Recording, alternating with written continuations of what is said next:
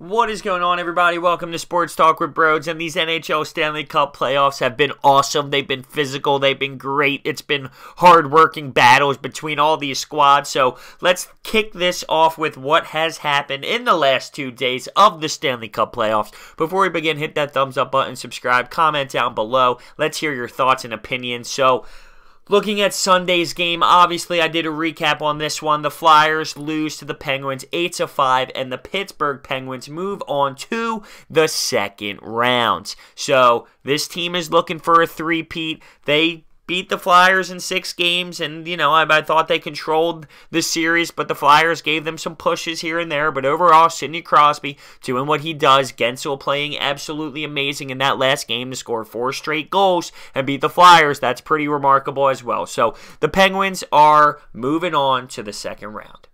On top of that late night game, we have a little Predators and Avalanche action. And all series long, I praised this Avalanche team. I really did. I said that they've been working hard. They've been giving this Predators team a fair match and making them earn every single thing that they possibly could have. But at the end of the day, this Predators team has a little bit too much to handle. They're too much to handle. And the Colorado Avalanche, the Cinderella story ends because the Predators win in 6 games. They win 5-0, and this game was the only blowout really of the series. So you got 2 teams moving on. You see Nashville move on at this point, and you're seeing the Penguins move on. So now we go into tonight's game on Monday, April 23rd. And the Capitals and the Blue Jackets are playing. The Blue Jackets had a 2-0 lead in this series, taking the first 2 games in Washington, and people thought, damn, the Capitals here we go again with the Capitals. They can just never get it done. Well, then the Capitals win, obviously, the next 3 games and make it 4 tonight because they win 6-3 in demanding fashion.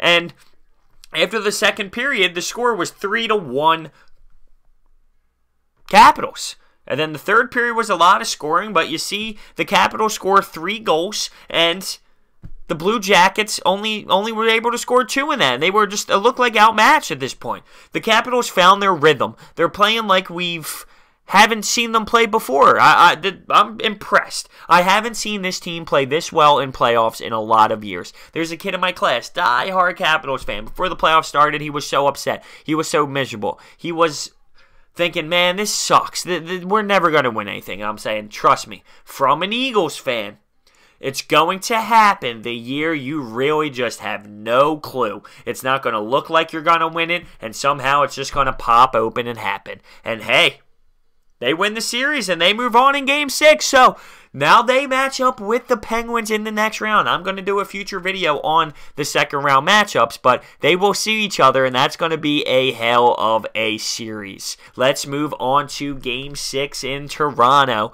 When going into this game, the Boston Bruins had a 3-2 lead, and you have Toronto's with their back against the wall trying to force a Game 7. And they do! And the Toronto Maple Leafs win 3-1 against the Boston Bruins. Now, they scored a late goal in an empty net, and it looked like Patrick Marleau interfered with a little Boston Bruin there, but hey, they let it go. They let it slide, and the Maple Leafs end up taking Game 6, and I'm pumped because I love Game 7. It's the greatest. I'm actually going to do a full-on video just on the Game 7, but no scoring in the first period, and then you actually have the Bruins take the lead 1 minute into the second period, and then it went all Toronto Maple Leafs way. As in the second period, you have William Nylander and Mitch Marner, their 2 young guns, getting on the board to take a 2-1 lead, and like I said, late in the game, third period, the Boston Bruins get a power play opportunity, couldn't bury on it. You actually had the Toronto Maple Leafs have 2-on-1 late, and Tuukka Rask had to come up insanely big. Bruins didn't have enough. So we have a Game 7 in Boston with this team. And early on in the series, people were like, damn, it looks like the Boston Bruins are going to walk all over them. And I was one of them. It just looked like the Bruins were demanding this series. And you got great coaching on the side of the Toronto Maple Leafs and Mike Babcock and that poor tragedy that occurred in Toronto. Maybe that sparked up the guys a little bit, the crowd, and they really want to do it for the city. And I mean, it was a horrible thing that occurred, and sometimes that sparks professional teams to rally up the city. It really does. So we'll see what happens. At this point, you got pretty much all the teams moving on, and then you got a nice little Game 7. So, playoff hockey, fellas. It's just fantastic. With that being said, hit the thumbs up button, subscribe, comment your thoughts on these games. Thank you so much for watching. I'll see you next time.